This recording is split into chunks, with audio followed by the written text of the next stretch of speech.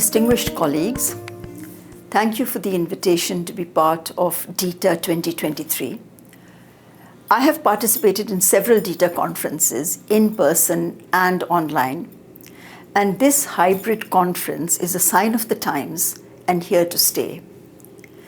My topic today is Shaping the Future of Teacher Education in Sub-Saharan Africa, which I've prepared with my colleague, Dr. Betty Ogange, who leads our work in teacher education. But first, a word about the Commonwealth of Learning. As you know, COL is an intergovernmental organization that works in 56 Commonwealth member states, 21 of which are in Africa, with Togo and Gabon being the two newest members, and we welcome them warmly. Our mission is to help Commonwealth member states and institutions use distant learning and technologies for expanding access to education and training. In this presentation, I will begin by outlining the impact of COVID-19 on education in Africa, followed by a discussion on the key issues and challenges faced by the different countries. I will then share some of the projects that COL initiated to address the needs of member states. And finally, I'll conclude with what lessons we can draw from the pandemic to reshape teacher education for the future. As we know, the pandemic disrupted the entire education system at all levels with lockdowns and closures that affected over 95% of the learners worldwide.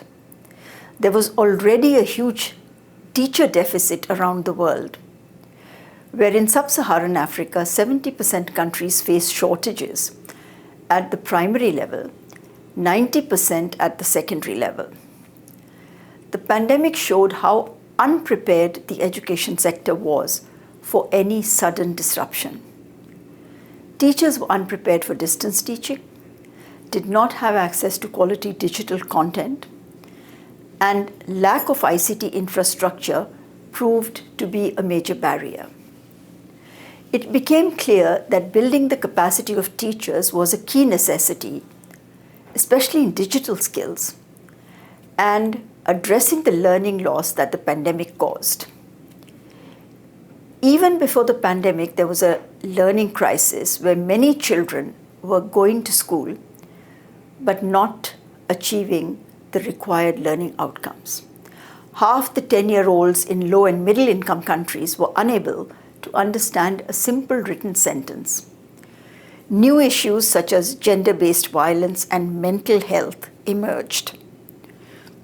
In addition, the vulnerable were the most impacted during the crisis, such as children from low-income homes, persons with disabilities, and displaced communities. When schools reopened, it had to be done in a phased manner to ensure that the momentum for learning could be restored. Schools had to prepare for water, sanitation, and hygiene. And studies show that 87% of children in Sub-Saharan Africa are poor in learning and lack the functional skills to enter the labor market. The pandemic has highlighted the critical need for learner support, not just for academic matters, but also for general well-being and mental health. Parents and siblings became a critical resource in supporting learning. For example, in northern Ghana, families became a useful resource, while in Liberia and Sierra Leone, hotlines were provided by ministries for parental feedback. Parents supported radio lessons in Rwanda. Let us now look at some of the key issues that need focused attention. The first, of course, relates to the digital divide.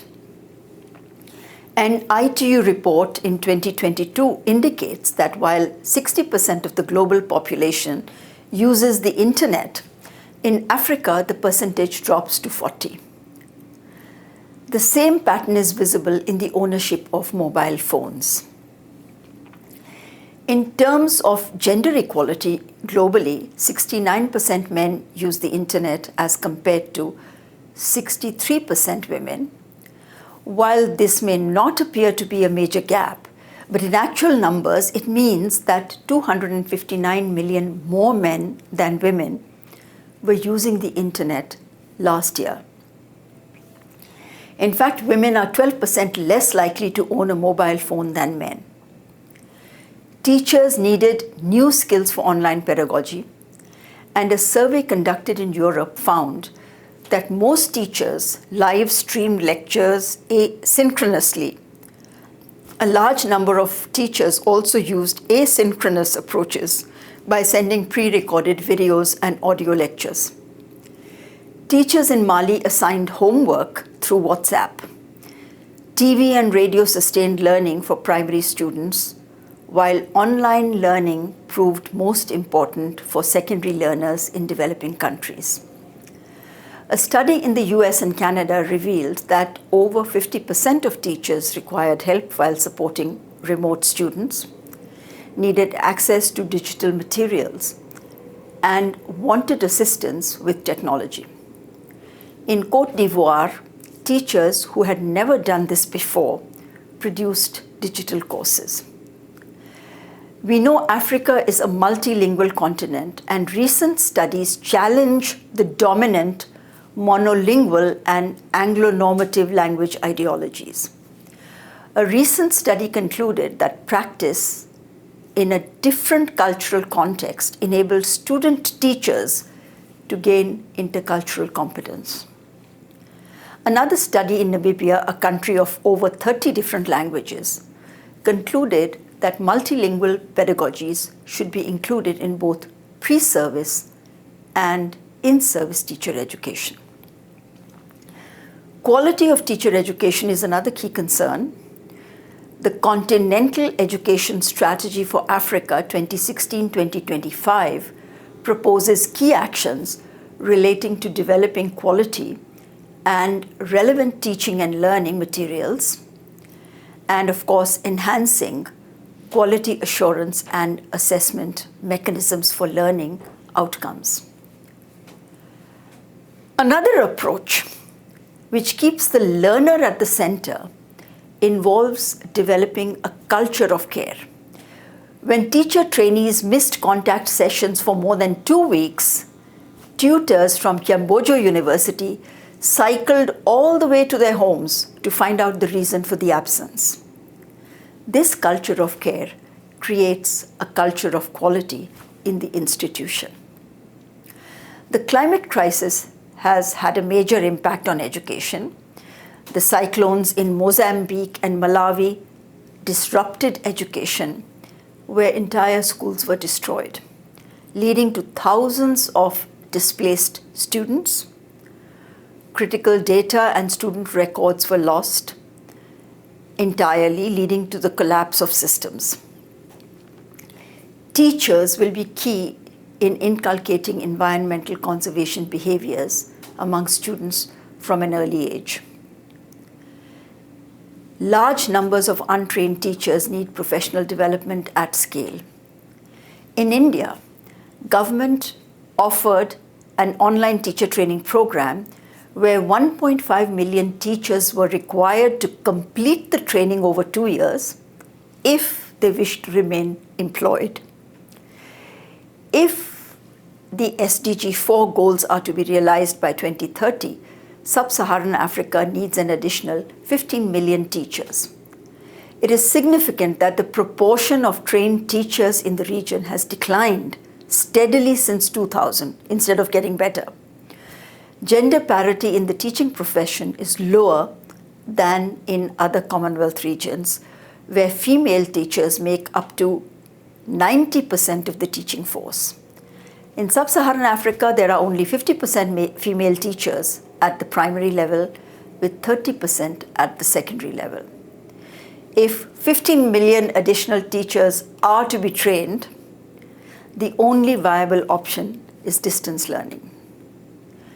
CALL uses open and distance learning to increase access, improve quality, and lower the costs of professional development of teachers, both pre and in service. Let me share some examples of how CALL does this. CALL's strategy is to address the issues of teacher quality and numbers by focusing on Sub-Saharan Africa and using technologies that are available, affordable, and appropriate. Developing open and distance learning policies for teacher training at the national level is necessary for achieving scale. Recently, CALL facilitated a national policy dialogue in the Gambia, initiated a process to develop a framework for school-based teacher development in Cameroon, and supported a teacher competency framework for technology-enabled learning in Zambia. We have seen a huge rise in self-directed learning during the pandemic, as is evident from the phenomenal increases in MOOC enrollments globally. CALL offered needs-based teacher training online courses to build capacity not only in subject-specific pedagogies, but also on key topics such as ICT integration, mobile learning, and cybersecurity. Teaching for Climate Action is a course which is currently on offer and has attracted over 1,300 participants from 63 countries. CALL Commons is another resource that provides just-in-time learning opportunities for teachers, where microcredits can be earned on completing short courses, which include training in OER, Universal Design for Learning, and online assessments. These are very short courses, 2 to 5 hours. Considering the critical need for quality teaching and learning, CALL has developed several toolkits and guidelines. These include a toolkit for teacher education, which has been adopted in several countries, including Nigeria. By following the quality assurance for blended learning course, teachers will be able to ensure the effective delivery of online professional development. As parents and siblings became active contributors to the learning process during the pandemic, CALL, in collaboration with UNESCO Institute for Lifelong Learning, developed and launched a self-directed, self-paced online course on family learning and indigenous knowledges. To achieve effective local teacher development using global resources, contextualization is absolutely critical. CALL's Green Teacher program is offered at National Teachers Institute, Kaduna in Nigeria, with several positive outcomes, including tree plantation projects for students. The course on Teaching for Climate Action has an open license and can be localized for specific contexts. A diploma on climate change education for teachers is another resource that you can adopt or adapt as per your need. As you are aware, most CALL resources are OER and you can use them. In the last 6 months, there has been an explosion of innovations in generative artificial intelligence. ChatGPT presents exciting opportunities and unprecedented risks. We need to look at generative AI from the perspective of the teacher, the learner, and the institution. In addition, we also need to look at it from the perspective of the digital divide and ethics.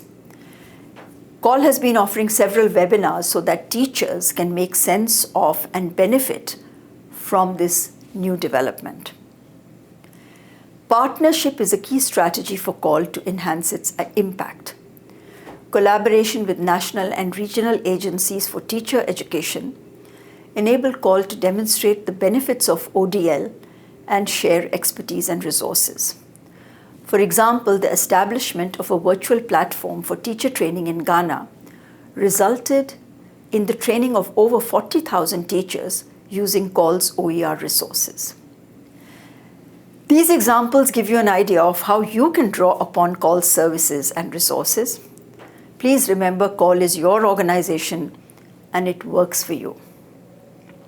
In conclusion, let us reflect on how we can learn from our collective experiences to shape teacher education for the future.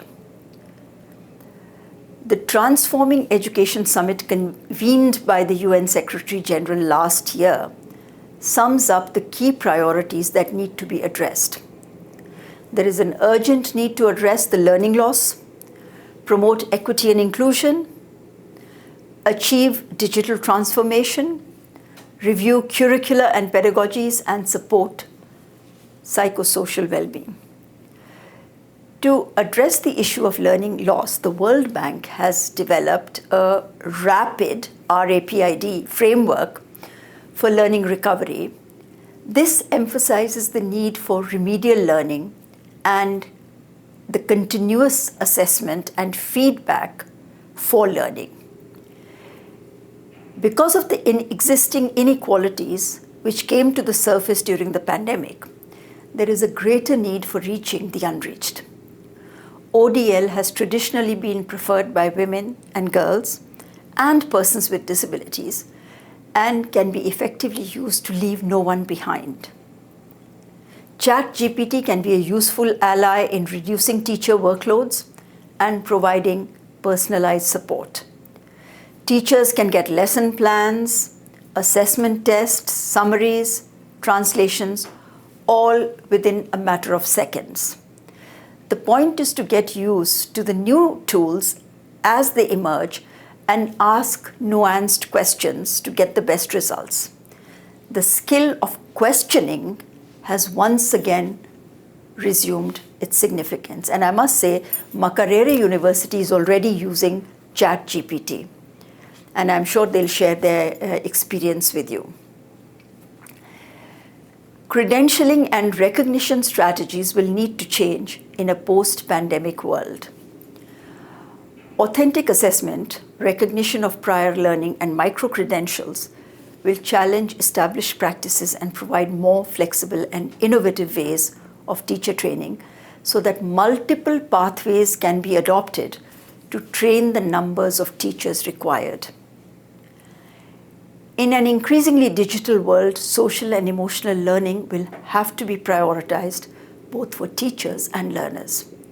According to a study, students who participated in a social emotional learning project improved their performance, their academic performance, by 13 percentile points as compared to those who had not participated. The educational ecosystem of the future must include members of the family. Parents, especially from low-income groups, will need to be supported and empowered to engage in the learning process of their children. No education of the future can ignore the urgency of climate change.